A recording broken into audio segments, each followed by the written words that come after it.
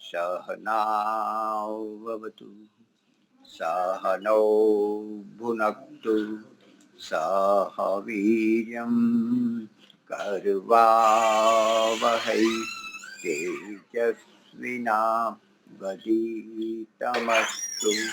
मा विद्विषावहै। ओम शांति शांति शांति। सबको सादर नमस्ते जी। सभी का हार्दिक स्वागत है। योगेश्वरी माता जी जुड़े हैं, दीपालिका जी, दमनलाल, अंजू जी, मुलजी भाई भी टाइम सर आ जाते, लक्की जी, और वैदिक प्रवक्ता हमारे भजन गाने वाले वो भी आ गए हैं, शशांक भाई, बानो बहन जी, केसरी सिंह। वाह वाह, बस मैं नया हूँ ऐसा लगता है, एक सप्ताह के बाद आया हूँ। तो आप सभी का हार्दिक स्वागत है। मैं भी रेगुलर हो जाऊंगा। तो आज अभी अपने उत्तम जी को हम सुनेंगे भजन, फिर भाग्यश्री समय, हाँ भाग्यश्री को बाद में जी। उत्तम जी।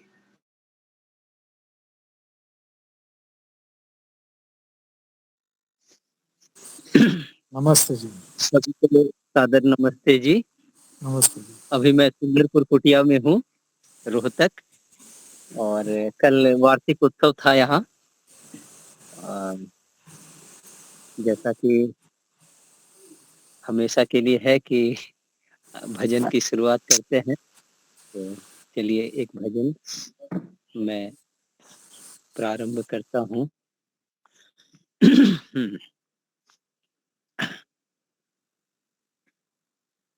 ओम। तो वैराग्य पे एक बहुत सुंदर सा भजन है, हम लोग पहले से भी श्रवण किए हैं। आइए फिर से सुनते हैं। मैले चादर ओढ़ के कैसे, मैले चादर ओढ़ के कैसे द्वार तुम्हारे आऊं, हे पावन परमेश्वर मेरे, मन ही मन शर्माऊं, मैली चादर ओढ़ के कैसे द्वार तुम्हारे आऊं, मैली चादर ओढ़ के कैसे।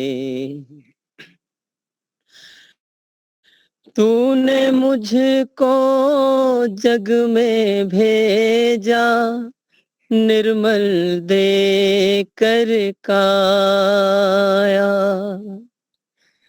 तूने मुझको जग में भेजा, निर्मल दे कर काया, आकर के संसार में मैंने इसमें दाग लगाया, जन्म जन्म की मैली चादर कैसे दाग छुड़ाऊं,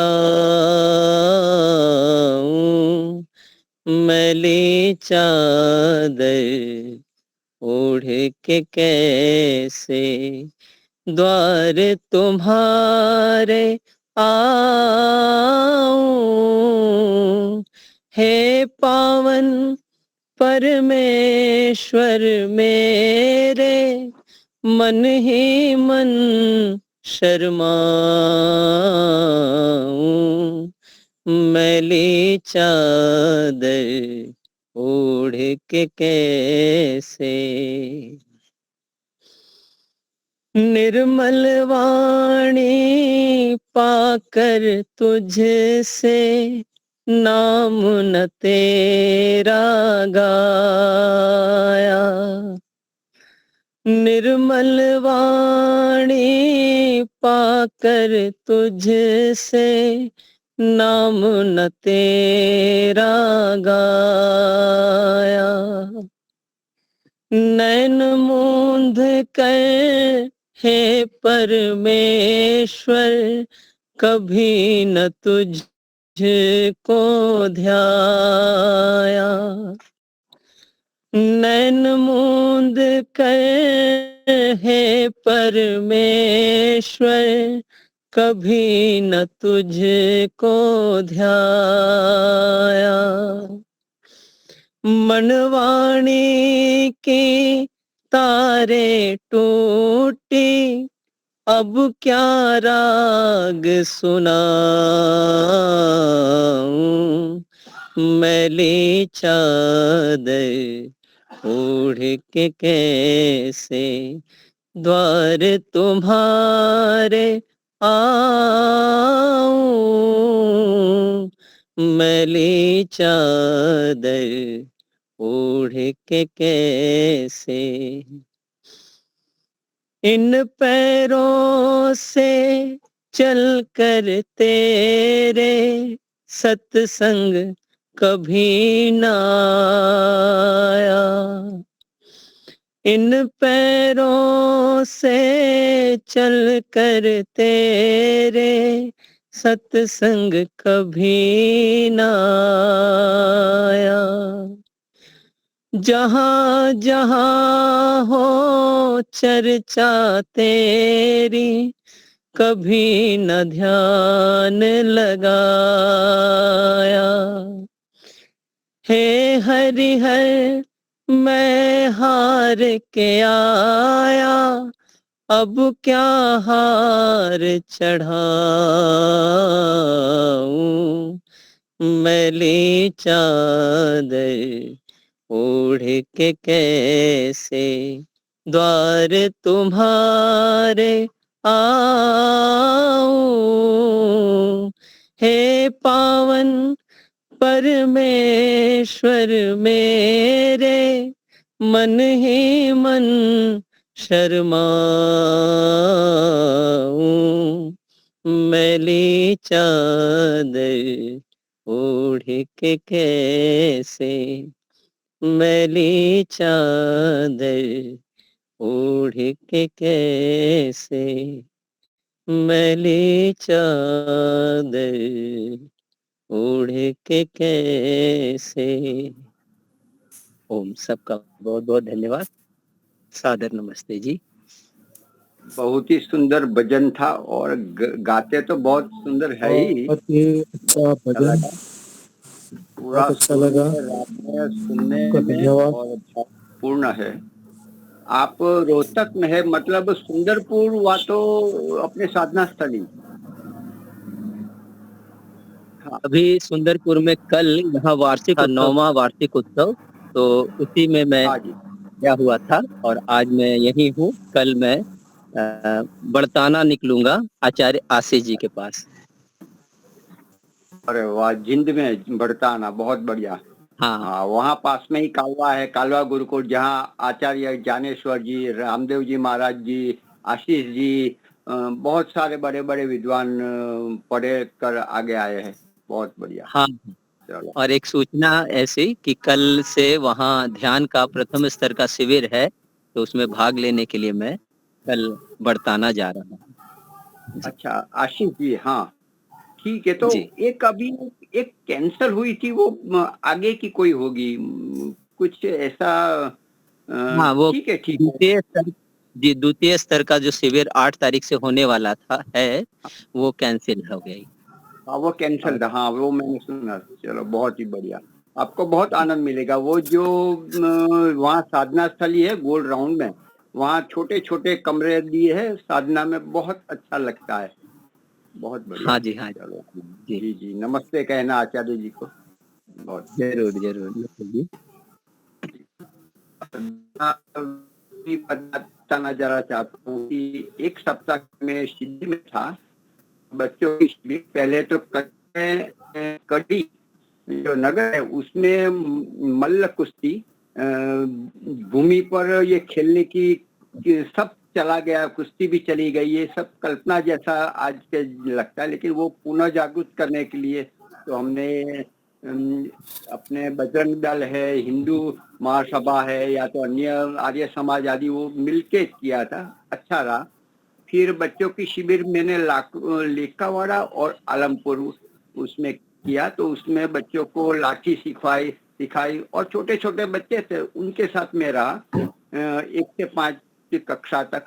उसमें रिंग थी, छोटी बड़ी रिंगे थी, उसमें डाई लगाना, फिर गद्दे पर उसमें कूदते हैं तो लगता नहीं है।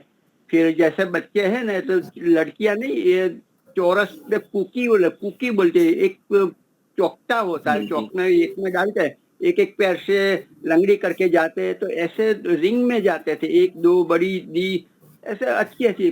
फिर एक पर एक मरघा बनाते, उनको कूद कर जाते, ऐसे ही छोटी छोटी हम खेलते थे। तो 4 मुर्गा बनाते, उनके नीचे से हाथ के बल से चलने का, कोई ऊपर से चले, कोई नीचे से चले, फिर रिंग में डाई, ऐसे बहुत बहुत मजा की हमने, बच्चों ने की और मैंने भी की, तो अच्छा लगा।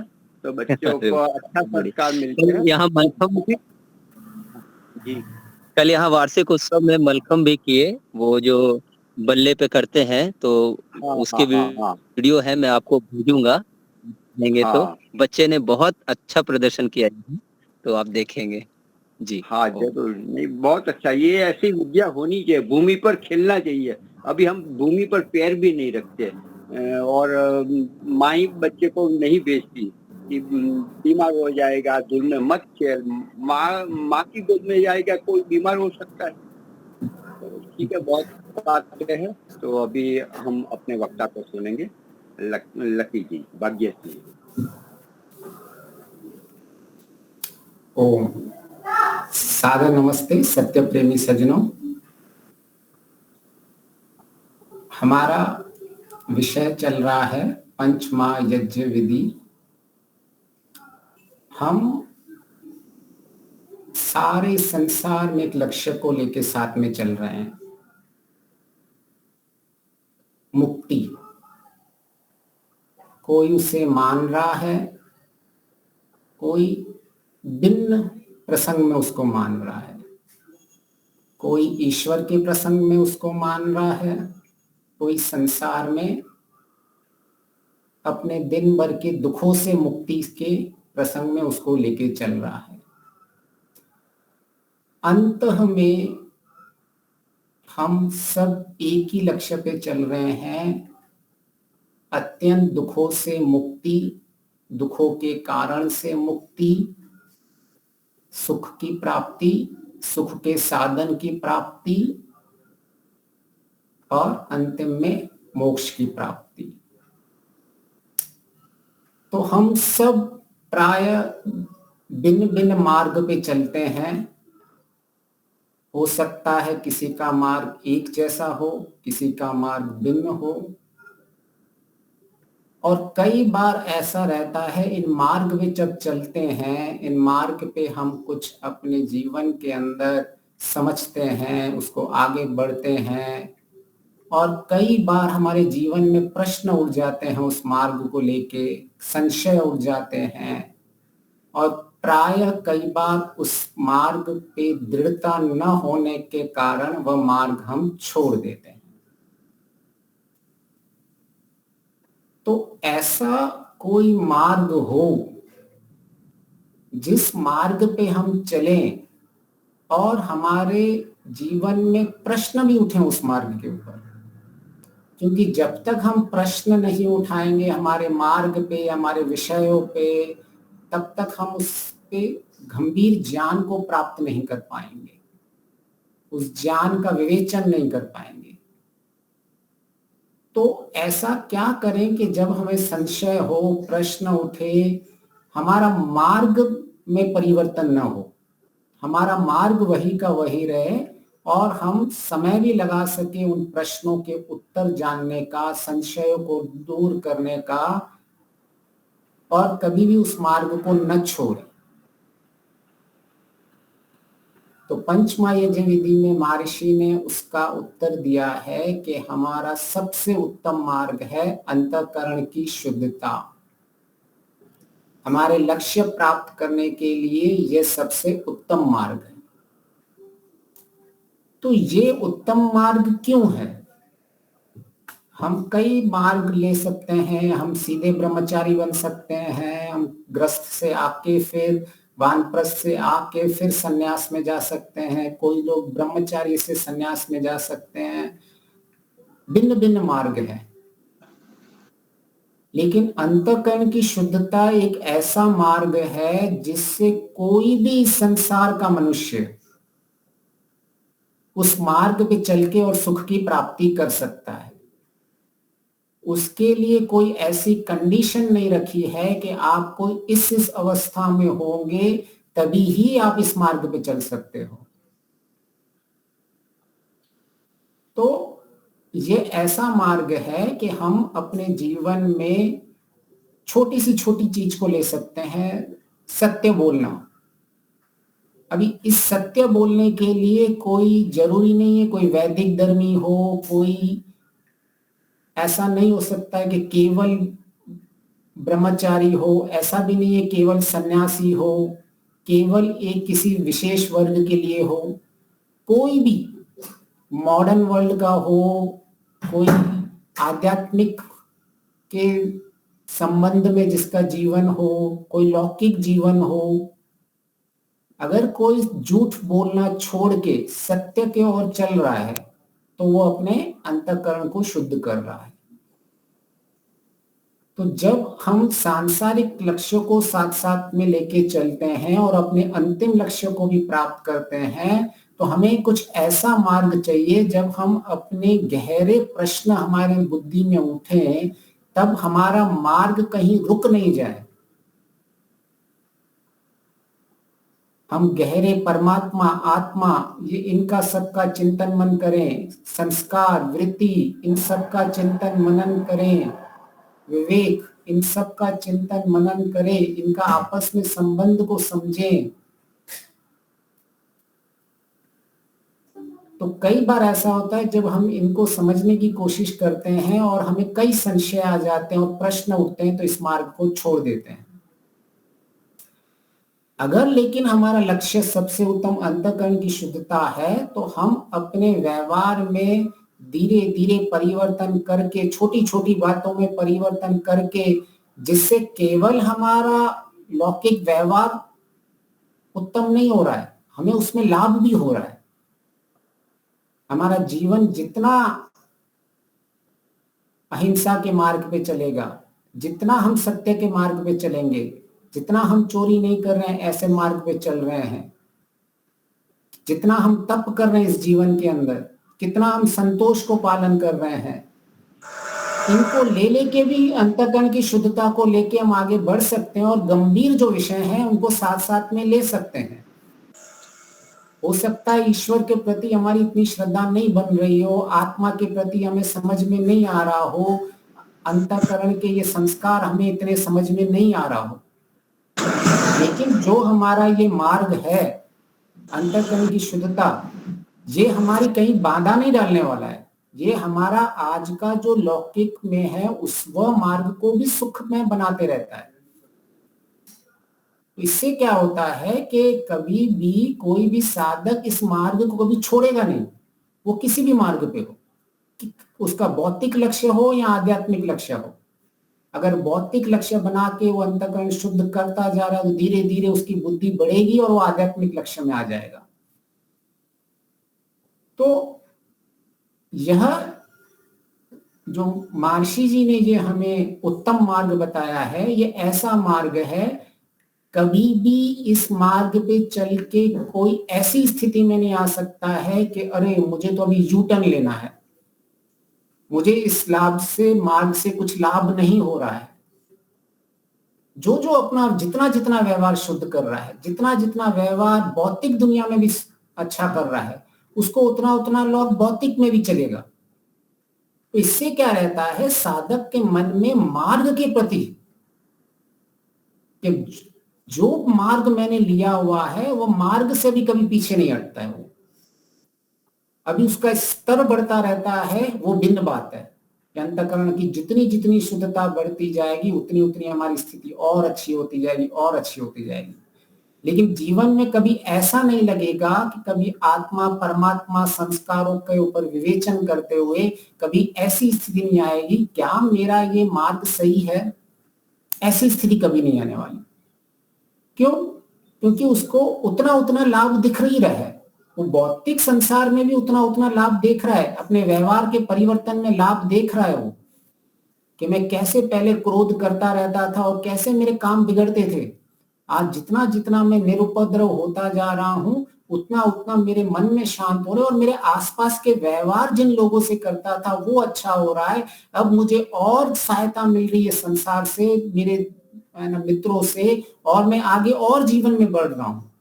हो सकता है उसका सांसारिक लक्ष्य हो, लेकिन मार्ग वही है, अपने मन की शुद्धता। तो जब हम एक अपने मार्ग को स्थिर कर देते हैं तो हमें एक ऐसा मार्ग मिल जाता है जो हमारे इस मार्ग पे चलते चलते चलते हम अपने जीवन के अंतिम लक्ष्य तक पहुंच जाते हैं। क्योंकि हमने कई बार, आपने देखा होगा, कुछ लोग बहुत इस मार्ग पे आ जाते हैं और फिर छोड़ देते हैं। कोई कोई भी अपना लक्ष्य सीधा ईश्वर को समझने की कोशिश करेगा और उसको ईश्वर तो सही समझ में आया नहीं है, आत्मा समझ में आई नहीं है, फिर वो कहता है ये सब अंधविश्वास है, ऐसा कुछ होता नहीं है, ऐसा कुछ प्रैक्टिकल होता ही नहीं है, साइंस के विरुद्ध है, और वो छोड़ देता है क्योंकि उसके मार्ग की पद्धति ही सही नहीं थी।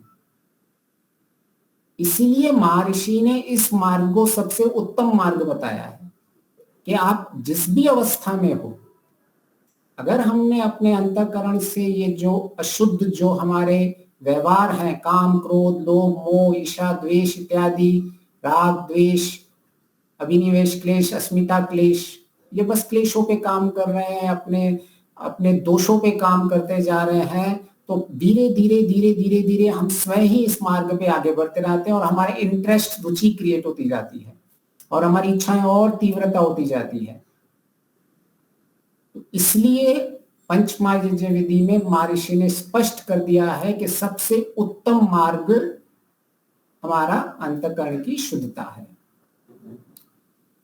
और ये सबको सेटिस्फाई करते हैं। ये बात ऐसा नहीं है किसी एक विशेष वर्ग के लिए है, छोटा से छोटा आम इंसान भी इस पे चल सकता है और अपनी उन्नति को प्राप्त कर सकता है, और बड़ा सा बड़ा विद्वान भी इसी मार्ग पे ही चलता है, केवल स्तर का भेद होता है।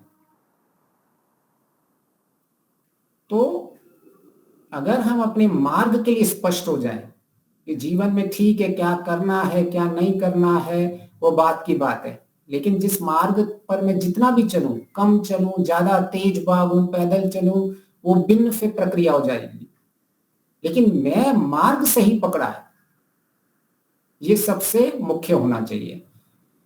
तो अगर हमें महर्षि का किसी एक सारांश लेना है, एक जीवन में एक ऐसे बिंदु को पकड़ के चलना है जिसको हमने पकड़ लिया एक बार तो कभी नहीं छूटने वाला है, नहीं तो हम इस संसार में भटक जाएंगे।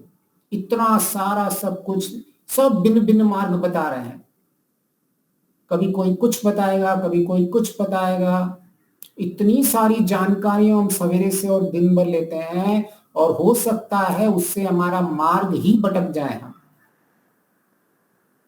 इसलिए सबसे पहले महर्षि ने इसको सशक्त बनाया कि आप ऐसा लो कि जो आपको डोज ज्यादा नहीं लगे, कई बार ओवरडोज में भी प्रॉब्लम हो जाता है, तो ये ऐसा एक मार्ग है जितना छोटा छोटा छोटा परिवर्तन करता जाता है व्यक्ति उतना उतना उसको लाभ दिखता जाता है। फिर महर्षि ने सबसे पहले पंचमहायज्ञ विधि में ब्रह्म यज्ञ को लिया।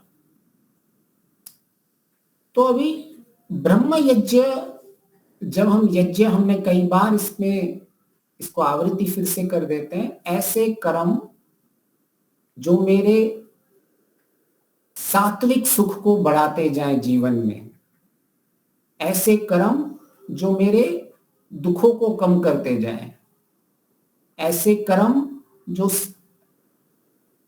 धार्मिक कर्म हो, ऐसे कर्म जो देव करते हैं, ऐसे ऐसे कर्म को यज्ञमय कर्म कहा गया है।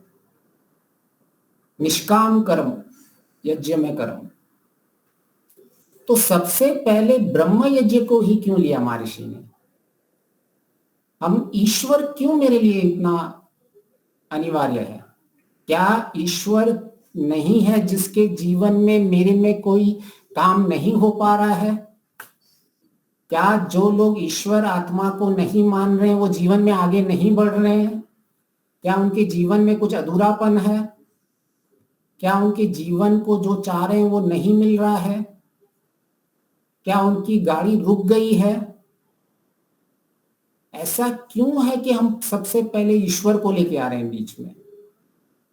तो ये प्रश्न सबके बुद्धि में उठना चाहिए कि क्यों ईश्वर, क्यों मैं संध्या कर रही हूं, क्यों मैं उपासना कर रहा हूं, मेरे जीवन में इसका क्या महत्व है?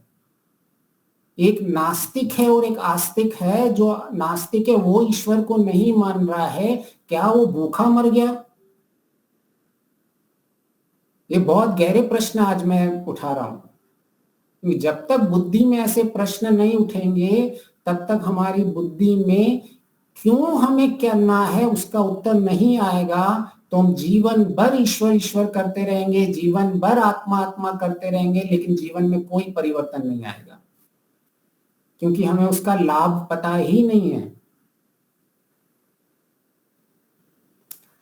तो हमें सबसे पहले ये पता चला कि हमें जीवन में शुद्ध अंतःकरण से जीना है। शुद्ध का तात्पर्य रहता है कि ज्ञान। शुद्ध क्या? शुद्ध ज्ञान हमें चाहिए, शुद्ध विज्ञान हमें चाहिए। तो ये शुद्धता कैसे आएगी? क्योंकि प्राय हम बहुत कुछ सुनते रहते हैं, लेकिन वो ज्ञान है या विज्ञान शुद्ध है उसमें अंतर करना पड़ेगा हमें। तो कई वेद मंत्रों में आता है कि ईश्वर पाप को नष्ट करके हमें शुद्ध बना दे। शुद्धता का एक रास्ता यह है कि ईश्वर हमारे पापों को नष्ट कर दे। ये वेद मंत्र में महर्षि कहते हैं। तो क्या आप लोग सहमत हैं इस बात से कि ईश्वर हमारे पाप नष्ट करता है? अच्छा है, कुछ लोग, दीपिला जी ने कहा नहीं। कोई वैदिक सिद्धांत में ऐसा मानता है कि ईश्वर पापों को नष्ट करता है? ईश्वर पापों को नष्ट नहीं करता, लेकिन ईश्वर के सानिध्य से हमारे अंदर के जो संस्कार है, हमारे अंतःकरण शुद्ध होता है और हम पाप के रास्ते से बच जाते हैं। अंतःकरण शुद्ध होता है ईश्वर के सानिध्य से, ठीक है। और कोई? क्योंकि ये महर्षि का वचन है। हम वैदिक धर्मी जहां भी किसी को बताने होते हैं तो हम सीधा बोलते हैं कि नहीं, पापों को तो कभी नष्ट नहीं होता, आपके पाप कभी नष्ट नहीं हो सकते हैं। सबसे पहला ये हमारा अटूट सिद्धांत है ये वैदिक धर्मी का कि पाप नष्ट नहीं होते हैं। लेकिन फिर भी महर्षि के वेद मंत्रों में देखोगे तो वेद मंत्रों में, महर्षि के यजुर्वेद के भाष्य में महर्षि ने वेद मंत्रों में ऐसा लिखा है कि हे ईश्वर, आप मेरे पापों को नष्ट कर दो। तो हमारे ज्ञान को अभी समझना होगा कि क्यों ऐसा आ रहा है। मुझे शुद्ध करना है, मेरे शुद्ध के लिए पापों को नष्ट करना है, तो ये कैसे हो रहा है? हमने देखा निष्पापम, ईश्वर निष्पापम है। तो हमें ये ज्ञान से समझना पड़ेगा कि कैसे मेरे ईश्वर पाप नाशक है, कैसे मेरे जीवन में ईश्वर जो है वो परिवर्तन के लिए इतना महत्वपूर्ण है। हमें ईश्वर की क्यों आवश्यकता है, ये हमारे लिए स्पष्ट होना चाहिए कि मुझे अंतःकरण शुद्ध करना है, इसमें मेरा पुरुषार्थ है, मेरा ज्ञान है, इसमें ईश्वर का क्या काम है। और ये बहुत गहरा कुछ प्रश्न है, क्योंकि अगर हम न्यायकारी का, अच्छा, बहुत अच्छा, आप सब लोग अच्छा चिंतन मनन कर रहे हैं।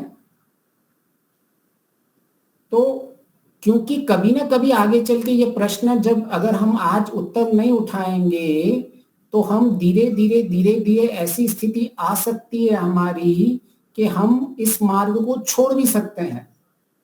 क्योंकि कई बार ईश्वर की जो हम श्रद्धा लेके चलते हैं वो ज्ञान से टूट जाती है। कोई भी आके बोल देगा कि आप तो हमेशा वैदिक धर्मी कहते हो कि पाप नष्ट नहीं होते हैं, पाप नष्ट नहीं होते हैं। ये आपके तो वेद में लिखा हुआ है कि पाप नष्ट कर देता है ईश्वर। आप तो बड़े बड़े सब मंचों से बोलते हो पाप नष्ट नहीं होता है, और आपको बोले अच्छा ठीक है, वेद को नहीं मानते, आप अपने महर्षि को मानते हो, आपका ऋषि ऐसा लिख रहा है। तो अगर हमारा ज्ञान शुद्ध नहीं होगा तो मैं आपके लिए ऐसी स्थिति बना रहा हूं कि अगर ज्ञान नहीं होगा तो मार्ग को कैसे छोड़ देते हैं।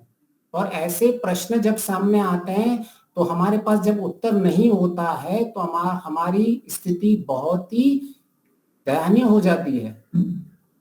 हम जीवन के अंदर जो सालों तक इस मार्ग पे चल रहे हो और इतना अटूट विश्वास से चल रहे हो कि जैसे बाइबल में जीसस पापों का नाश कर देता है, ऐसे हमारा ईश्वर नहीं करता है।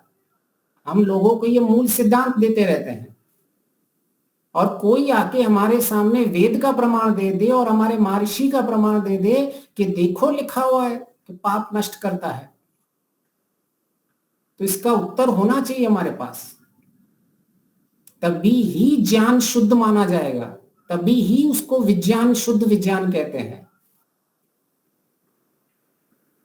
तो अंतःकरण शुद्ध के लिए ईश्वर का होना बहुत आवश्यक है।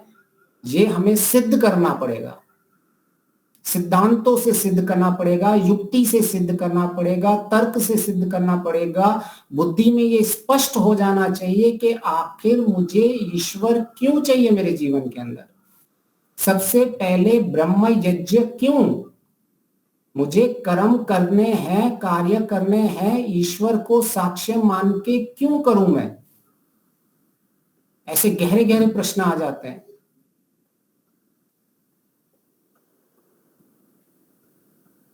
एक साइंटिस्ट का भी मैं इंटरव्यू देख रहा था,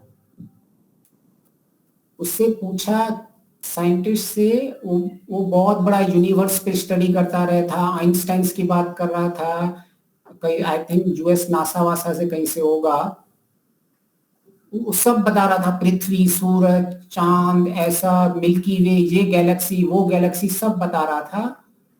और उससे पूछा कि अच्छा क्या आप इसको बनाने वाले पे मानते हो?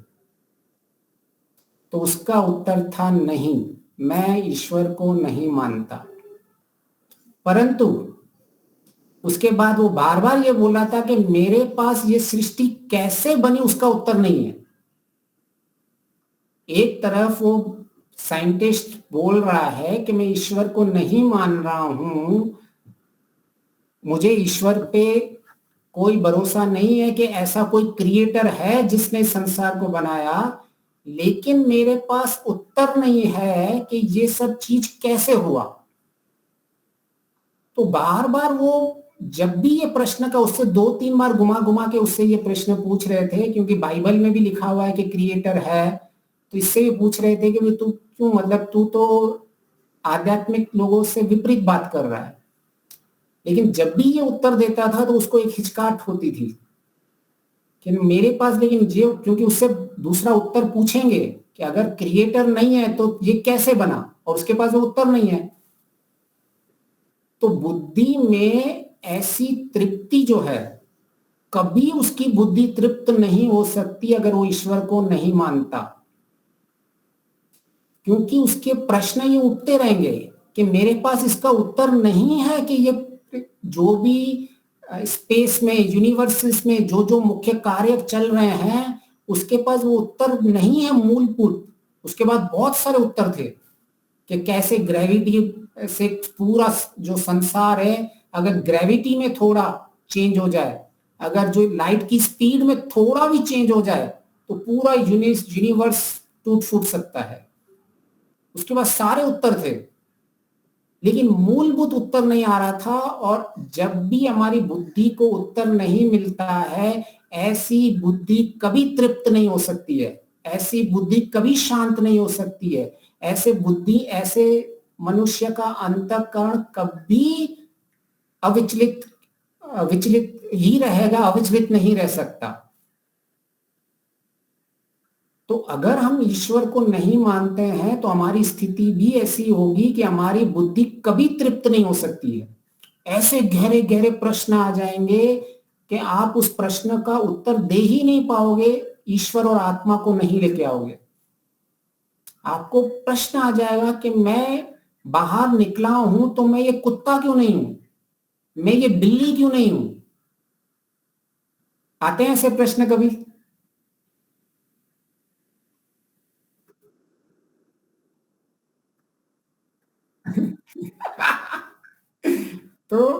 तो कुछ कुछ प्रश्न ऐसे आते हैं कि भाई जिसका समाधान निकलेगा ही नहीं, आपको पता ही नहीं चलेगा कि मैं क्यों कुत्ता हूं, क्यों बिल्ली हूं, मैं क्यों सांप नहीं हूं, मैं क्यों बिच्छू नहीं हूं, क्यों मछली नहीं हूं। उसके प्रश्न, अगर मान भी लो कि मैं ईश्वर को नहीं मानता, लेकिन मूलभूत कुछ प्रश्न बुद्धि में ऐसे खड़े हो जाएंगे जिसके उत्तर कोई इन संसार में दे ही नहीं सकता अगर आप ईश्वर को नहीं मानो तो ऐसे बहुत गहरे गहरे प्रश्न उठते हैं। ये संसार सृष्टि कैसे बनी, ये न्याय व्यवस्था कैसे चल रही है।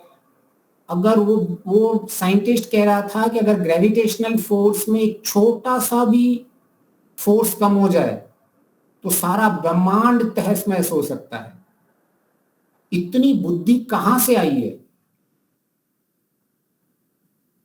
तो हमें ये प्रश्न पूछने पड़ेंगे अपने आप से, गहरे प्रश्न, कि ब्रह्म यज्ञ क्यों, और मैं क्यों ईश्वर को अपने आप से लेके चलूं। और अगर कोई कह दे कि पापों को नष्ट कर देता है तो मेरा उत्तर क्या होना चाहिए? ठीक है, इस पे थोड़ी विवेचना करते हैं हम। तो ये विवेचना क्यों करनी चाहिए? क्योंकि महर्षि ने वेद मंत्रों में ऐसा भी कहा है कि आप योगाभ्यास से ईश्वर की उपासना करो और विचार से विद्या की उपासना करो। जो अभी हम ये ज्ञान ले रहे हैं, और ज्ञान जो सारा इकट्ठा होता है उसको कहते हैं विद्या। तो उस विद्या को ऐसे ही ग्रहण मत करो, उसको विचार से उसकी उपासना करो कि आपका हर एक ज्ञान जो आप प्राप्त कर रहे हो, केवल मैंने बताया, आपने सुना, किसी ने पढ़ के बताया, आपने सुन लिया, कहीं लिखा हुआ है आपने सुन लिया, वह ज्ञान को ऐसी उपासना विद्या नहीं महर्षि कहते हैं। महर्षि कहते हैं अगर आपको विद्या की उपासना करनी है तो विचार से करनी पड़ेगी, विवेचन से करनी पड़ेगी कि ऐसा क्यों और ऐसा क्यों नहीं। तभी ही हमारे गहरे प्रश्नों के उत्तर होंगे और तभी ही हमारी बुद्धि कृतकृत्यता अवस्था में पहुंचेगी कि मैंने पा लिया जो मुझे पाना है। वरना जैसे मैंने आज आपसे प्रश्न पूछ लिए, कोई और भी प्रश्न पूछेगा और फिर मन के अंदर विचलितता उत्पन्न हो जाएगी। तो हमें विद्या प्राप्त करनी है। क्यों? क्योंकि विद्या से ही शुद्ध विज्ञान बढ़ता है। विद्या प्राप्त करनी है क्योंकि उससे ही अशुद्धता, क्लेशों का नाश होना है। लेकिन विद्या की उपासना कैसे की जाती है उसका रहस्य महर्षि ने बताया है कि आपको हर वक्त जो एक भी ज्ञान को प्राप्त कर रहे हो उसके पीछे विचार होना अनिवार्य है, उसके पीछे विवेचन होना अनिवार्य है, उसके पीछे क्या लाभ है, क्या हानि है, ये क्यों मेरे जीवन में से क्या संबंध है। कहीं बुर्ज खलीफा बना हुआ है, उससे मेरे जीवन में क्या अंतर पड़ रहा है। बना हुआ है, किसी ने लंबा टावर बना दिया है। ऐसे ही ईश्वर है तो मेरे जीवन में क्या अंतर पड़ रहा है। ईश्वर पापों का नाश कर रहा है तो मेरे जीवन में कैसे अंतर पड़ रहा है। अगर कर रहा है तो कैसे कर रहा है, क्या वो करता है, सबसे पहले ये प्रश्न आना चाहिए। तो ऐसे मूलभूत प्रश्न आके खड़े हो जाते हैं। तो पाप को जब हम कई कैटेगरीज में डिफाइन कर सकते हैं और उसके कई वर्गीकरण कर सकते हैं। एक तो पाप होता है जो कर्माशय का होता है, जो हम कहते हैं पाप पुण्य। तो वो पाप पुण्य में ईश्वर कैसे करता है, उस पाप पुण्य में सहायता, उस पाप को नष्ट करने में कैसे सहायता करता है। एक तो सबसे पहले न्याय करके, वो पाप पुण्यों का जब पाप का हमें फल देता है या किसी इतर योनि में डाल देता है, तो हमें ये अवसर दे देता है ईश्वर कि जितने पाप हम कर चुके हैं उतने पापों को हम नष्ट करके फिर से हम मनुष्य जीवन को प्राप्त कर पाए। और ये अवसर केवल ईश्वर ही दे सकता है। किसी में इतनी ताकत नहीं है कि जो वो निर्णय ले कि आपको कौन सी योनि मिलेगी। जब ईश्वर देखता है मेरे बच्चे के पाप बढ़ गए हैं तो वो पापों को नष्ट करना है, क्योंकि वो सीधा सीधा तो नष्ट करेगा नहीं, वो तो न्यायकारी है, वो कराएगा तो आपसे ही। तो ये जो पाप बढ़ गए हैं वो चाहता है कि ये इसके पाप नष्ट होके ये फिर से मनुष्य जीवन जाए और वो मुक्ति को प्राप्त करे। तो उसके लिए ये पापों का नष्ट होना अनिवार्य है। इसीलिए ये भिन्न भिन्न योनियों में ईश्वर जन्म दे देता है। लेकिन हम क्या समझते हैं, ये तो बहुत दुख की बात है। ये दुख की बात नहीं है, ये बहुत बड़ा सुधार है। अगर कभी ऐसी स्थिति भी आ भी जाए कि कुत्ता बिल्ली के भी मैंने ऐसे पाप कर दिए कि मैं कुत्ता बिल्ली बन जाऊंगा, तो घबराने का नहीं। ऐसी स्थिति में ईश्वर को धन्यवाद कर देने का, ईश्वर इससे मेरे पाप कट जाएंगे। जो मैंने इतने सारे पाप बन दिए हैं उन पापों का तो मुझे अभी मेरी अंतिम स्थिति आ चुकी है। और कई कई ऐसी अंतिम स्थिति में लोगों को लगता है और डर जाते हैं और निराश हो जाते हैं कि मैंने जीवन भर कुछ नहीं किया। तो ऐसी अंतिम स्थिति में भी निराश होने की जरूरत नहीं है, क्योंकि वो जो आपको पाप का दंड मिल रहा है वो आपके नष्ट के लिए ही मिल रहा है। और वो ईश्वर की कोई ऐसी इच्छा नहीं है कि आपको दुख पहुंचाए। उसके पीछे उसकी मंशा आपको सुधार के लिए है। कई बार जब हमें पाप पुण्य पाप का फल मिलता है तो हम उसको दुख रूप में देखते हैं और समझते हैं कि कैसा ईश्वर निर्दयी है, कैसा ईश्वर ये कठोर है, मुझे क्यों इतना दुख दे रहा है। तो वो दुख नहीं दे रहा होता है, वो आपको एक सुधार का अवसर दे रहा होता है। ईश्वर की दया होती है, दया कृपा होती है, हमें सुधार का अवसर मिलता है कि हम कैसे अभी सुधर जाएं। तो एक तो पाप पुण्य का इस तरह से पाप नष्ट करता है। तो क्योंकि मैं वो उत्तर दे रहा हूं क्योंकि लोग ऐसा पूछ सकते हैं, वेद मंत्र में ये दिया हुआ है। दूसरा, जब कोई योगी अंतःकरण को पूर्ण शुद्ध कर लेता है, तब जब उसके संस्कार दग्धबीज हो जाते हैं, तब पाप पुण्य दोनों फलित नहीं होते हैं। तो ईश्वर की व्यवस्था से उसको पाप पुण्य दोनों का फल नहीं मिलता है, क्योंकि पाप और पुण्य का जो पीछे उद्देश्य क्या था, पाप पुण्य का उद्देश्य था पुण्य से उन्नति करे और पाप से जब उसके फल से थ्रू उसमें सुधार हो। तो जिस योगी जीवन मुक्त हो चुका है, जिस योगी ने सारे संस्कारों को दग्धबीज कर चुके हैं, उसमें जितनी उन्नति होनी थी उतनी उन्नति पहले से ही हो चुकी है और उन्नति की उसको आवश्यकता नहीं है, इसलिए उसको पुण्य का फल भी नहीं मिलेगा, क्योंकि वो और क्या उन्नति करेगा। जीवन मुक्त हो गया, सारे संस्कार दग्ध बीच गए, बस वो शरीर त्याग करके मोक्ष में जाने वाला है, अब क्या चाहिए उसको। इसी तरह से ही उसमें पूरा सुधार हो चुका है।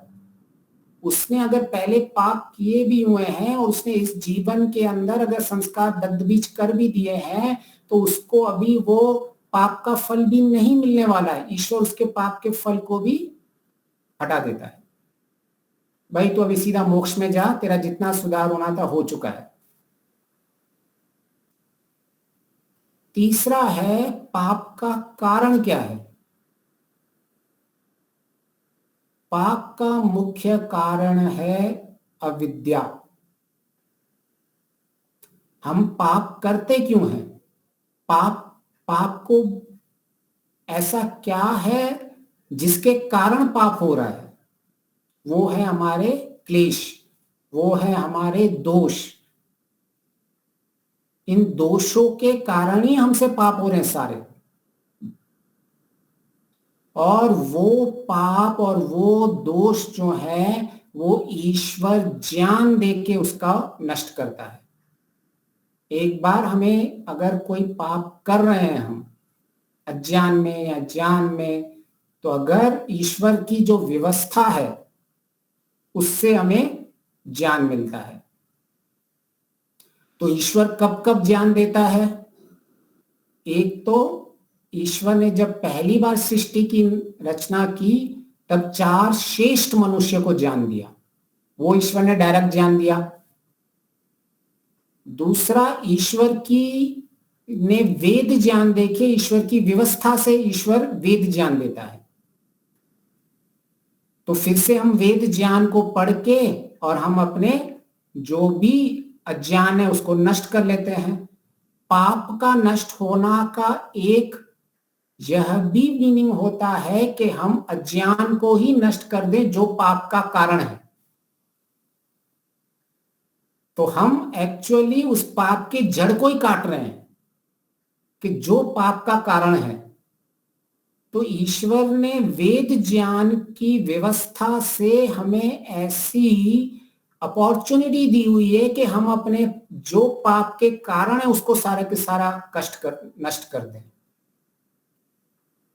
फिर सृष्टि की रचना से भी दृश्य काव्य देके हम जो ये जितना भी ज्ञान देख के सुन के किसी को देख के प्राप्त करते हैं, कोई अगर गिर गया तो हम संभल जाते हैं कि कहीं मैं नहीं गिरूं क्योंकि पीछे नीचे पत्थर पड़ा था।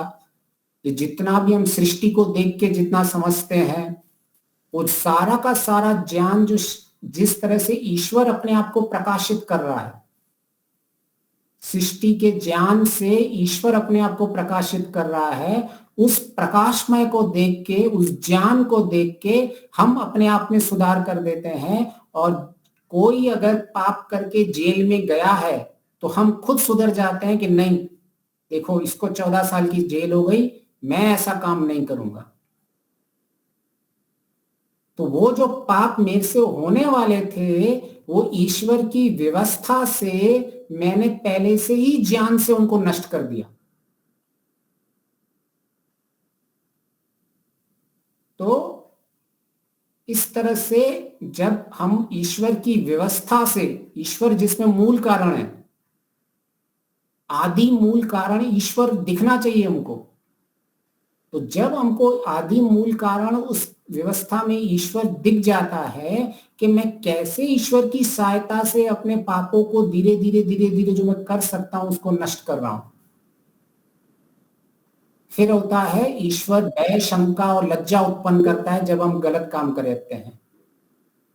जैसे ही हम पाप कर्म करने वाले होते हैं ऐसे ही अंदर से भय, शंका, लज्जा उत्पन्न कर रही है। फिर से ईश्वर ने आपको पाप से बचा दिया। फिर ईश्वर प्रार्थना से भी बहुत पापों को नष्ट करता है। प्रार्थना से कैसे करता है? लेकिन प्रार्थना के पहले मूल मंत्र है कि प्रार्थना मूलम पुरुषार्थम। अगर आपने पुरुषार्थ किया हुआ है, उस पुरुषार्थ से पुण्य कर्म कमाए हुए हैं, तब आप ईश्वर से प्रार्थना कर सकते हैं कि हे ईश्वर, मुझे ये चाहिए, ये ज्ञान दो, जिस ज्ञान से मैं जो दुख भोग रहा हूं उस दुखों को सहन कर सकूं, उनका समाधान निकाल सकूं। तो जो पाप आपको भोगना था किसी दुख के लिए, उस दुख का समाधान आप पहले से ही ईश्वर की प्रार्थना से निकाल सकते हैं। पाप तो आप भोगेंगे, लेकिन आपने ऐसा समाधान निकाल दिया कि पाप भी भुग जाता है और आपको कष्ट भी नहीं हो। कि जैसे बहुत ही सिंपल में कि बहुत ठंड लग रही है और आपके पास अभी ठंड के लिए, ठंड के दुख से, कष्ट से आप करका रहे हो, परेशान हो रहे हो, दुखी हो रहे हो। लेकिन अगर आपने पहले पुरुषार्थ करके कुछ पैसे कमाए हुए हैं तो आप एक स्वेटर खरीद लोगे। अभी ठंड रुकना कम नहीं हो गई है, लेकिन आपने वो पुण्य कर्म करा के किसी से प्रार्थना करके वो स्वेटर मंगा लिया कि मैं आपको प्रार्थना करता हूं, मेरे लिए मैं ये पैसे दे रहा हूं, लेकिन आप मेरे लिए ये अच्छा वाला स्वेटर भिजवा दो। तो आज अमेज़न ने आपने प्रार्थना की और अमेज़न ने आपको घर में स्वेटर भेज दिया। लेकिन उसके लिए आपके अमेज़न अकाउंट के लिए क्रेडिट कार्ड में या पैसे होने चाहिए ना। तो प्रार्थना के लिए आप, जिसने आपने पुण्य कर्म कमा लिया है, पुरुषार्थ कर लिया है, तो वो प्रार्थना स्वीकार हो जाती है। फिर आप उसके लिए अपने जीवन में ऐसे परिवर्तन लेके आते हो कि जो दुख आता भी है तो ये दोनों हो जाते हैं। ऐसा भी माना जाएगा कि मेरा दुख भी भोग लिया और ऐसा भी, मतलब मैंने पाप भी भोग लिया और ऐसा भी हो गया कि मुझे दुख भी नहीं हुआ। तो प्रार्थना से मैं अपने जीवन के अंदर पापों को कम कर रहा हूं।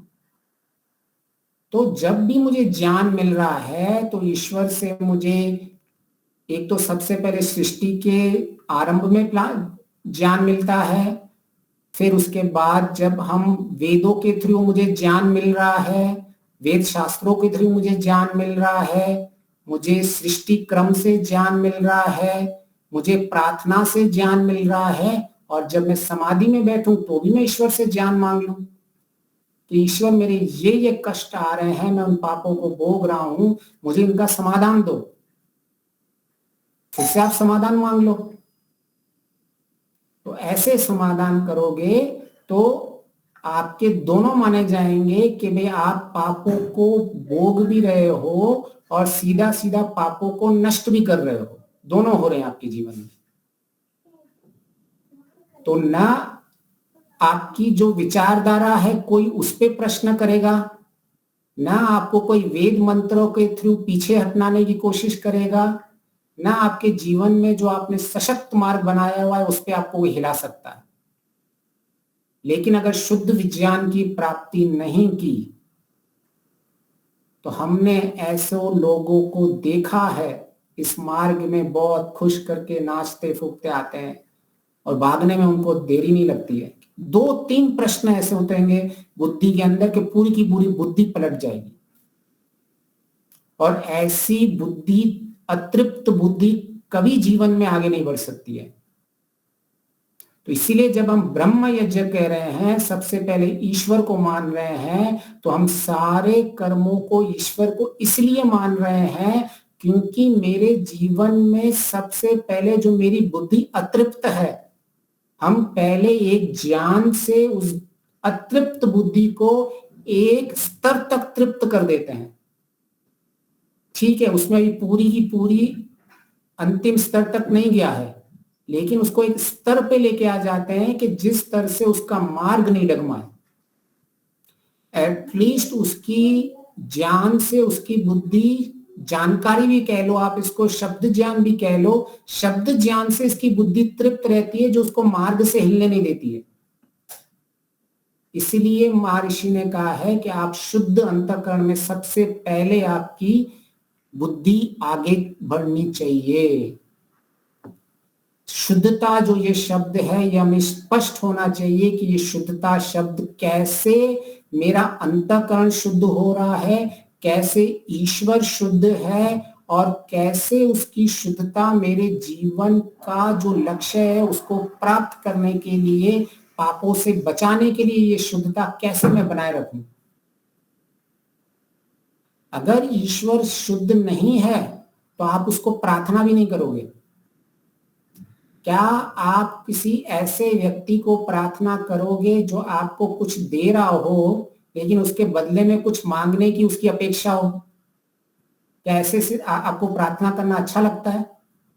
नहीं। क्योंकि अगर आपको ऐसा भी मन के अंदर हो कि सामने वाला, मैं जिसकी स्तुति कर रहा हूं या मैं जिसकी प्रार्थना कर रहा हूं, वो मेरा आगे चल के फायदा उठा सकता है, कभी भी मुझे ऐसा कार्य बोल सकता है जो मेरे वैल्यूज से डिफरेंट हो, लेकिन क्योंकि उसने मुझ पे एहसान किया हुआ है तो मुझे अभी उसके लिए काम करना पड़ेगा, तो आप ऐसे से कभी भी सहायता नहीं मांगना पसंद करोगे। क्योंकि ईश्वर शुद्ध है तभी ही हम उसको प्रार्थना कर पा रहे हैं, वरना जिस दिन आपको पता चलेगा कि ईश्वर को कुछ रिटर्न में चाहिए कि आज मैं ईश्वर से ये प्रार्थना कर रही हूं या कर रहा हूं, लेकिन ईश्वर तो मुझसे और भी कुछ मांग लेगा, तो आप प्रार्थना करना छोड़ दोगे। क्योंकि ये शुद्ध है, इसको अपने लिए कुछ नहीं चाहिए, ये हमारा ही हित सोच रहा है, इसीलिए हम उसकी प्रार्थना कर पा रहे हैं। इसीलिए ही ऐसी शुद्ध अवस्था को हम हर पल हमारे आसपास महसूस कर सकते हैं। वरना मैंने पिछली बार भी ऐसा कहा था कि हम हर बार रोते रहते हैं कि कैसे मैं अशुद्ध लोगों के आसपास हूं, कैसे क्रोधी लोग मेरे आसपास हैं, लोग मेरी सुनते ही नहीं। साधकों हमेशा शिकायत में रहता है कि मेरे घर में बच्चे ऐसे हैं, मेरे सुनती नहीं है, मेरी पत्नी ऐसी है, मेरा पति ऐसा है, मेरा ससुर ऐसा है, मेरा पड़ोसी ऐसा है, सारे अशुद्ध हैं, सारे क्रोधित हैं। लेकिन हमें ये स्पष्ट होना चाहिए वो शुद्ध हमारे साथ हमेशा ही है।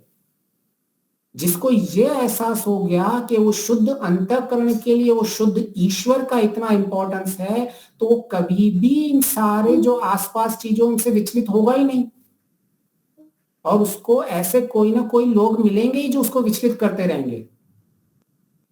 इसीलिए उसके लिए ईश्वर को, शुद्ध ईश्वर को मानना बहुत अनिवार्य हो जाता है। अंतिम शांति तो ईश्वर शुद्ध को मानने से होने वाली है। वरना आपने 2-4 लोगों से अच्छी तरह से ठीक स्वभाव व्यवहार कर लिया, लेकिन आप सबसे अच्छी तरह 100% कभी किसी मनुष्य के ऊपर डिपेंड नहीं हो सकते कि ये मेरे से 100% अच्छा व्यवहार, शुद्ध व्यवहार करने वाला है।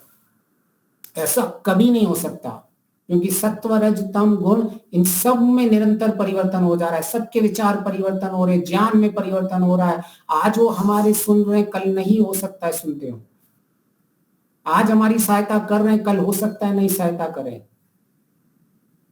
तो हमें कभी नहीं घबराना चाहिए कि अगर हमारे आसपास अशुद्ध वातावरण है, तो अशुद्ध लोगों के साथ हैं हम, तो क्यों हमें ये स्पष्ट है कि मैं ऐसे शुद्ध ईश्वर के साथ हूं तो मुझे इस अशुद्धता का कोई फर्क नहीं पड़ता है, क्योंकि आत्मा तत्व पे तो शुद्धता वही है, बाकी सारे तो ये जो है प्रकृति के तत्व पे है। तो जो आत्मा और परमात्मा का शुद्ध तत्व है वो मुझे कब से छूट ही नहीं रहे मेरे से, तो मैं किसको कंप्लेन करूं, किसको बोलूं कि ये लोग ऐसा है, ये ऐसा है। कितनी हमारे अंदर शिकायतें होती हैं, हम अशुद्धता देखते हैं। मैं ऐसा नहीं कह रहा हूं कि अशुद्धता नहीं होती है, मैं कह रहा हूं अशुद्धता होते हुए भी अगर आपका संबंध शुद्ध ईश्वर से बना हुआ है, वहां से अभी तक पात्रता नहीं बानी अलग बात है, लेकिन यहां से आपका जीवन शुद्ध होता जा रहा है और आप सफल होते जा रहे हो।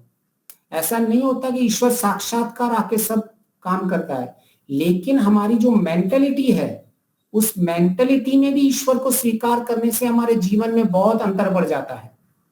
हमने अगर शब्द प्रमाण से और अनुपम जो अनुभव से और उपमान प्रमाण से हमने जो उसको अनुमान प्रमाण से समझ चुके हैं, उसके बाद साक्षात्कार होगा तब होगा, कोई बड़ी बात नहीं है।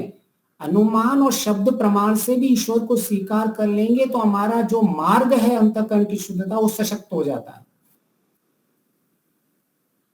तो आज हमने अपने मार्ग को समझा और इसके लिए ईश्वर की क्यों आवश्यकता है उसको समझा। अगर किसी को कोई प्रश्न हो तो हम जल्दी से ले सकते हैं।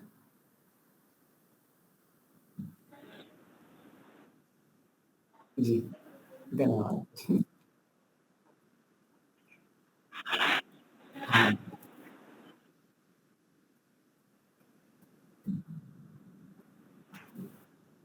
जी जी जी।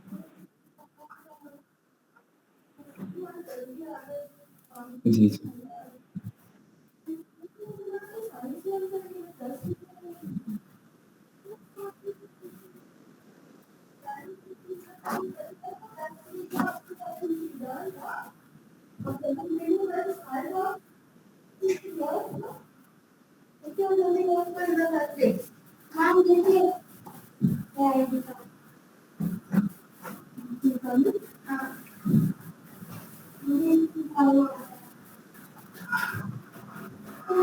हम्म हम्म हम्म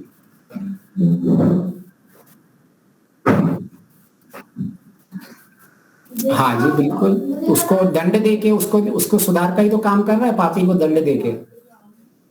वो पापी को जब दंड दे रहा है तो ईश्वर को कोई द्वेष नहीं होता है, वो तो दंड देते वक्त भी उसका सुधार ही चाह रहा है कि ये इस पाप के दंड से सुधर जाएगा बेचारा। तो ये उसके उसकी तरफ से प्रेरणा से भी ऊपर का काम कर रहा है ईश्वर, तो कि सीधा जब उसको दंड दिया हुआ है तब उसको सुधार के लिए ही दंड देता है। ईश्वर में कभी ऐसा नहीं होता है कि मैं इसको पाप का दंड दे रहा हूं तो ये दुख भोगे, उसकी ईश्वरी कभी ऐसी मंशा नहीं रहती है, कभी किसी को दुख देने की मंशा नहीं रहती है। जब पुण्य का फल दे रहा है तब उसको उन्नति करने के लिए अवसर देना है, और जब पाप का दंड दे रहा है तो उसको सुधार का अवसर देना, ये दोनों में ईश्वर अवसर प्रदान कर रहा है। तो इस अवसर से ईश्वर प्रेरणा दे रहा है।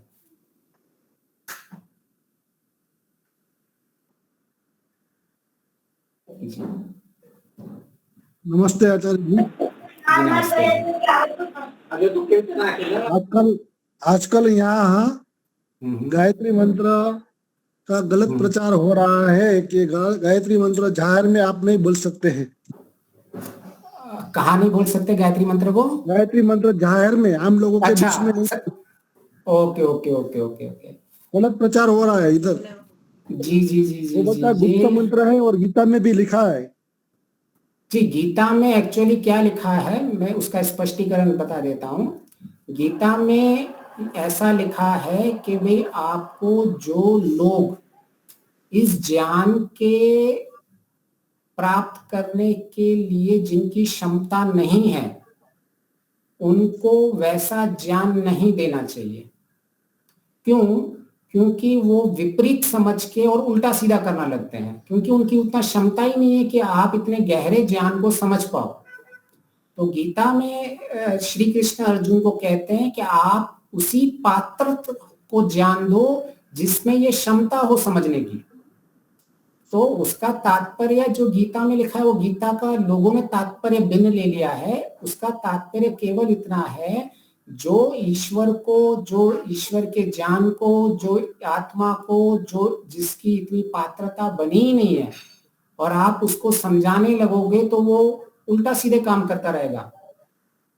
और ऐसे बहुत से उदाहरण दिखोगे कि आपको कई लोगों को, आज आप दयानंद सरस्वती के खिलाफ कितने वीडियो हैं आप देख लीजिए इंटरनेट पे, वो दुष्प्रचार कर रहे हैं क्योंकि उन विचारों की क्षमता ही नहीं है जो ज्ञान उनके पास है।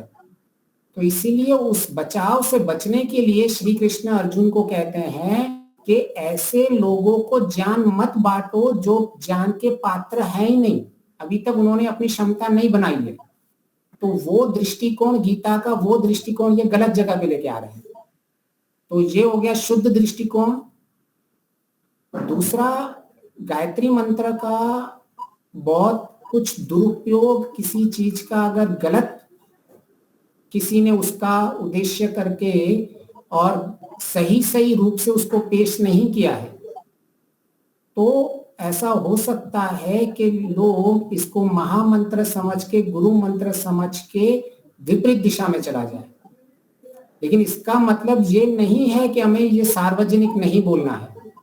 पीछे ये कुछ लोगों को नहीं देने का वो केवल गायत्री मंत्र के लिए नहीं है। ऐसा कोई भी जो ईश्वर का ज्ञान है, जो हमें ऐसा लगता है कि सामने वाले की अभी पात्रता नहीं है, तो उसे वो ज्ञान नहीं देना चाहिए।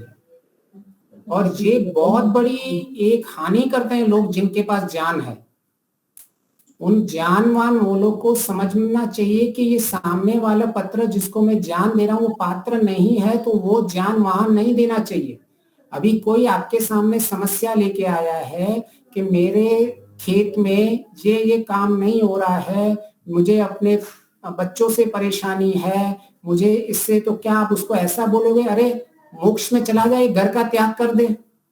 कुछ लोग ऐसा जान बांटने लगते हैं कि तू ग्रज गृहस्थी में क्या कर रहा है, तू तो मुक्ति में चला जा। अभी वो बेचारा अपनी परेशानी का हल ढूंढने आया था कि मैं कैसे अपने बच्चों से व्यवहार कर पाऊं, कैसे अपने बच्चों से व्यवहार कर पाऊं, कैसे अपनी पत्नी से व्यवहार कर पाऊं, कैसे मेरे खेत का नुकसान सही हो जाए। और आपने उसको ज्ञान दे दिया कि ये सब तो मोह माया है, तू मुक्ति के लिए तैयारी कर। और ऐसे कई लोग जान बांटते रहते हैं, तो ऐसे कभी जान नहीं बांटना चाहिए। ऐसा वो जो बेचारा था वो और डिप्रेस हो जाएगा, क्योंकि उसके बेचारे का समाधान तो आपने दिया नहीं, और वो बेचारा भी मुक्ति के लिए तो उसकी है नहीं अभी कि भाई कितनी मुक्ति के लिए जा पाएगा। उसके लिए उसको बेचारे को वही पता आना चाहिए कि भाई अभी तेरी ठीक है, जो तू व्यवहार है, ये जो तेरा गायत्री मंत्र है, ये कह रहा है कि तू भर्ग को धारण कर, ये कह रहा है कि तू निरुपद्रव अवस्था में रहे। जितनी भी तेरी अभी अवस्था है, तू बीवी बच्चों के लिए परेशान हो रहा है, उससे परेशान मत हो, तू अपनी साम अवस्था बना के रख, उसके बाद इसका जो समाधान निकाल। तो अभी क्या हो रहा है, आपने उसको गायत्री मंत्र का सीधा नहीं बोल दिया कि अब तो सवितु ईश्वर जो है वो सब जगह लगा हुआ है, और आपको सारा अंत में जो परार्थ ज्ञान सर्वोत्तम है, गहरी गहरी बातें आपने नहीं बताई। आपने गायत्री मंत्र की उतनी ही बात बताई जो उसके जीवन से संबंध हो। तो कई बार ये बहुत विद्वान लोग भी गलत करते हैं कि जिसकी पात्रता नहीं होती है उसको पात्र का ज्ञान देके वो उसका नुकसान कर देते हैं। जैसे अगर किसी ने शादी कर दी तो विद्वान हुआ और आपके लिए सामने परिस्थिति लेके आया, अभी मैं शादी से खुश नहीं हूं, तो विद्वान क्या कहेगा, देख मैंने पहले ही बोला था ना तेरे को शादी नहीं करनी चाहिए थी। ऐसे नहीं होता है। तो इसका मतलब जो विद्वान अगर ऐसा कह रहा है वो वेद का निराधार कर रहा है, वो ईश्वर का अपमान कर रहा है, क्योंकि ईश्वर ने तो कहा है गृहस्थाश्रम के लिए, तो मतलब क्या वेद झूठ बोल रहा है? तो हमें ऐसा ज्ञान नहीं बांटना चाहिए कहीं भी जगह, अगर उसकी पात्रता नहीं हो, उसके पीछे तात्पर्य केवल यही था, लेकिन लोगों ने उसको विकृत बना दिया है कि गायत्री मंत्र जो सार्वजनिक, ये सब विकृत अवस्था है। उसके पीछे ज्ञान ये था, शुद्ध ज्ञान ये है कि क्यों नहीं बोलना चाहिए अपात्र लोगों को, और अपात्र लोग समझेंगे भी नहीं और उसका उल्टा प्रचार करके समाज की और हानि करेंगे, क्योंकि अपात्र लोगों में इतनी क्षमता ही नहीं होती है तो समझ सकें। उसके पीछे ये है। मैं आशा करता हूँ शायद मैंने कोशिश की है। अगर बहुत अच्छा उत्तर दिया आपने, बहुत अच्छा उत्तर दिया, धन्यवाद। धन्यवाद जी, सबको बहुत बहुत धन्यवाद।